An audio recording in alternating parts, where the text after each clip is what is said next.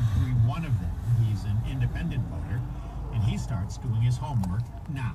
If you don't concern yourself too early, it could become too late really quick. So it's never too early. It's never too early, no. I love this. I love New Hampshire. So greetings from New Hampshire, where the next presidential race is either not soon enough or sooner than you can bear. You pick. Don Gagné, NPR News, Manchester.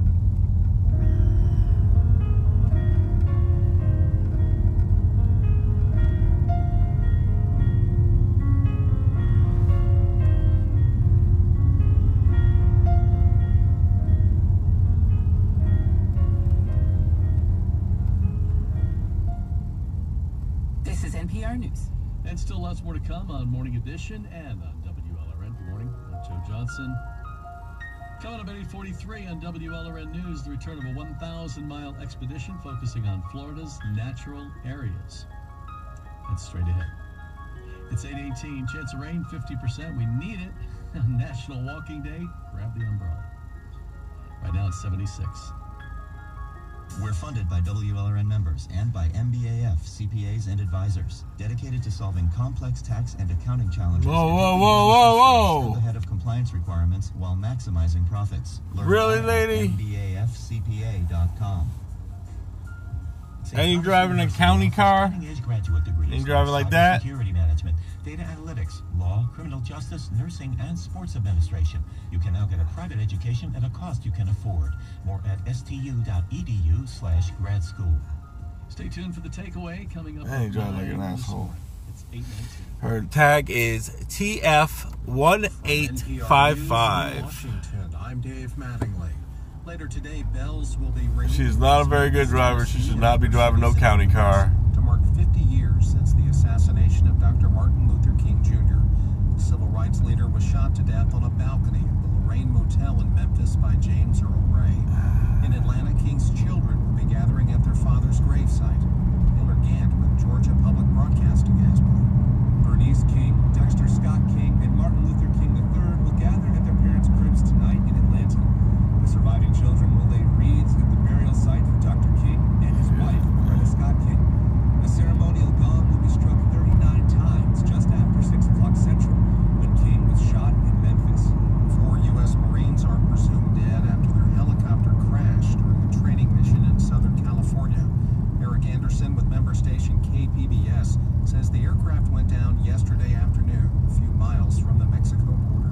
The craft they were flying in was a CH-53E Super Stallion helicopter. That's large enough to carry up to 50 Marines or 30,000 pounds of cargo.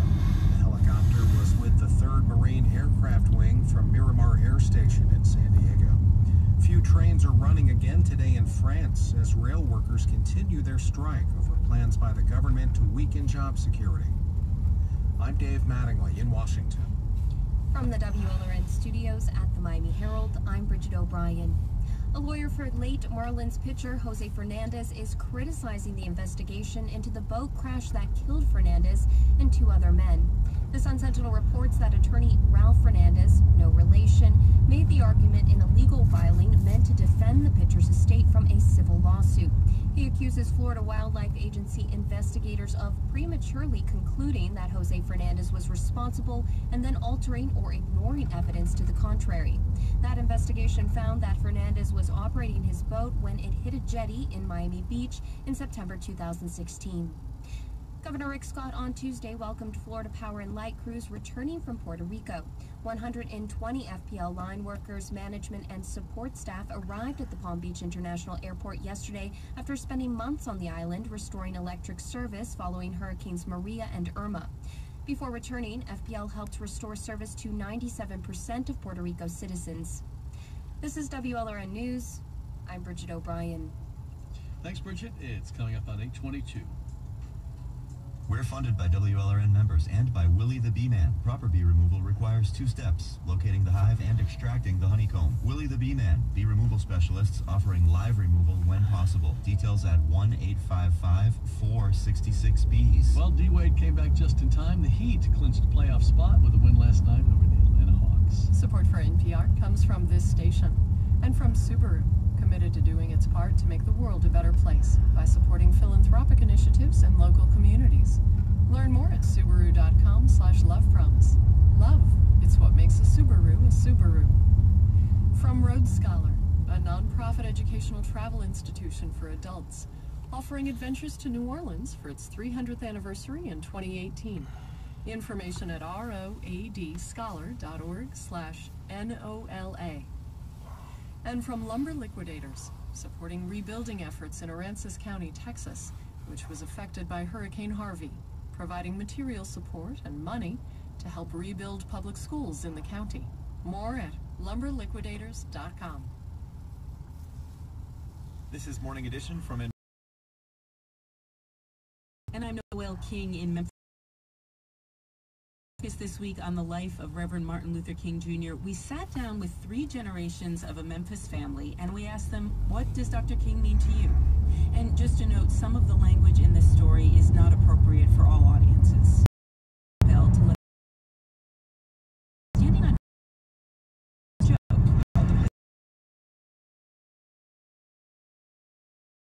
Yes. Hello, sir. How are you doing? Good morning. Good morning. And he takes us upstairs where he retired from the Federal Aviation Administration, time on the road. Memphis, racial. He spent most of his time. First time we had ever seen, so of course it was exciting. And of course it was in a white neighborhood called Whitehaven, in fact. His dad took him to the mall for Christmas. They couldn't afford to buy anything, so they just sat watching people shop. A little white girl came up to me. She might have been my age or a little younger, and she asked me if I had a light or a cigarette. I looked at her and told her, well, you're really too young to be smoking. And she told me that she didn't have to take that from no nigga. And she spun on her heels and walked off. And so that was my first in your face. And then when Robert was 17, the Reverend Martin Luther King Jr. came to Memphis. And you might think that because Dr. King preached social and economic equality, that a teenage Robert would welcome him. But that is not what Robert remembers. He remembers being afraid. Dr. King wasn't universally popular because of him being a lightning rod. And it wasn't him, it was the movement that he represented. And so even for those who you want to bring change to, there's fear, there is anxiety, there is concern of what will that look like.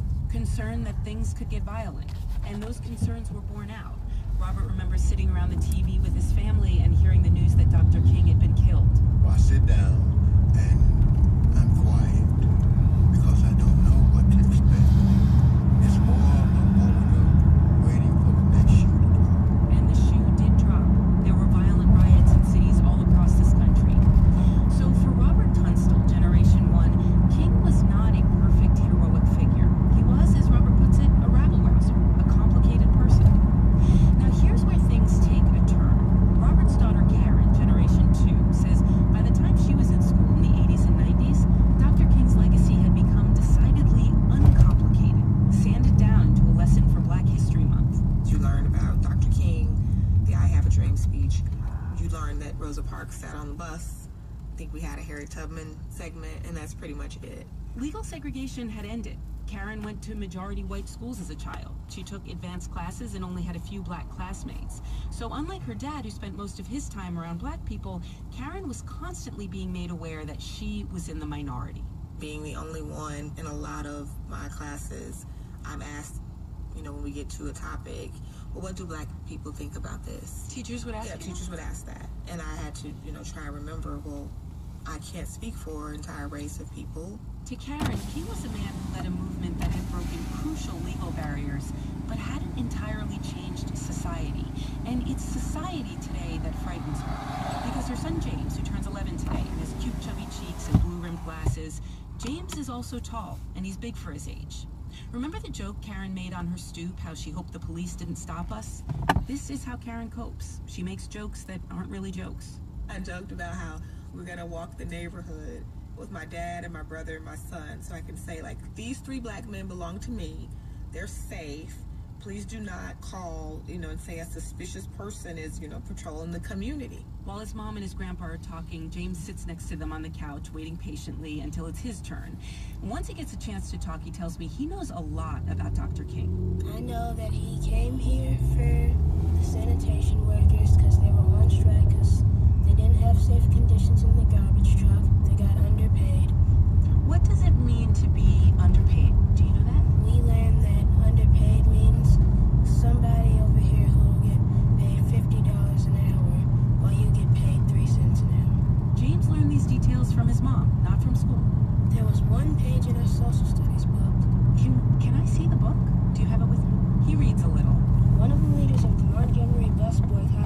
young minister named Martin Luther King Jr. Over time, This is not an old book. The copyright date is 2012. It doesn't say where Dr. King died. No. And it doesn't say why he was in Memphis. No. So what does it mean to you that you know more, you learned more from your mom than you did from your school? I am fine with the first few chapters being about America, but I want the next few to be what was going on in America, not just about who started America. And that really disappoints him, because he says things are left out, like how brave Dr. King was, like a superhero. And then his grandpa says, yes, Dr. King was brave, but you and your mom are brave too. You go into hell, and don't worry about it, because you can come out of hell just like you went into hell. So I wanted them to see that Dr. King is great, but you are just as great. On the way out, I asked Robert Tunstall, are you going to any of the commemoration events this week? And he says no. He says they're not really for people like him. They're expensive, and for a lot of the events, you need an invitation. He also says it's not like the city made this day a holiday. This week is about Dr. King's death, and a lot of people in Memphis just need to get on with the business of living.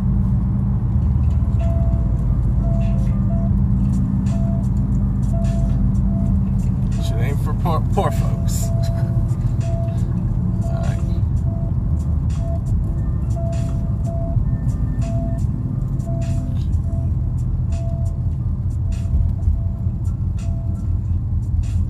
It's Morning Edition from NPR News. The migrant caravan that prompted a tweet storm from President Trump earlier this week is stalled in Mexico. Several hundred people have been deported back to Central America, and the fate of the others remains unclear. I'm Audie Cornish. We'll bring you that story plus the latest on the shooting at the YouTube headquarters in San Bruno, California this afternoon, and All Things Considered from NPR News. All Things Considered this afternoon at 4 right here on 91.3 WLRN. So it turns out the lady did have a YouTube channel, and she did complain about YouTube, you know, taking her livelihood away. So I'm not saying that's the reason why she went and shot up the place, but it might be. A Citrus County middle school teacher Which, you know, racist views has resigned her position. I called it out before anybody even knew. I was like, yep, this is a disgruntled either employee or YouTuber. Sucks to be right, but like, Susan Wojcicki painted a target on every YouTube employee by doing what she did in 2017, 2018. This is a long time coming. People have been mad as shit at YouTube for a long minute. And, you know, the more unreasonable people, the people that, you know, just can't, oh, I'm just going to up and move to a different platform, or the whatnots, are going to take other actions.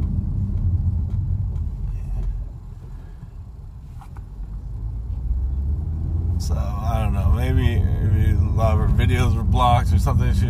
She made some videos about complaining about it.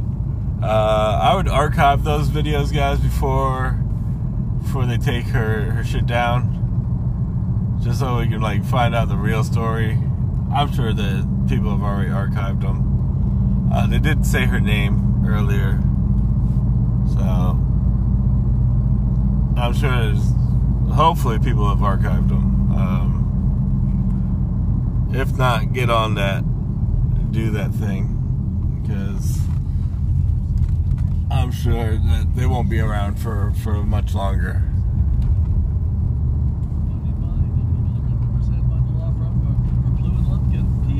For 20 years have been helping individuals and businesses in coverage disputes with their insurance companies. Get information at 305-577-3996 or VPL-law firm. VPL-law. So yeah, Susan Wojcicki did paint a target on every YouTube employee.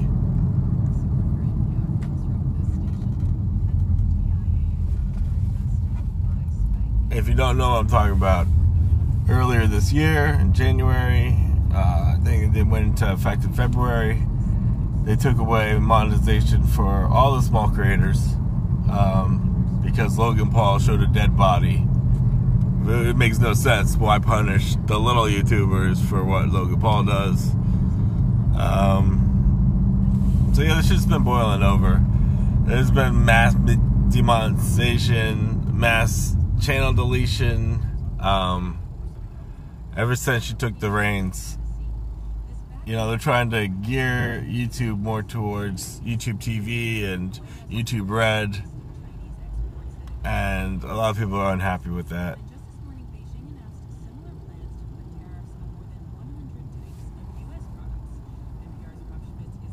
I am a disgruntled ex-YouTuber myself, so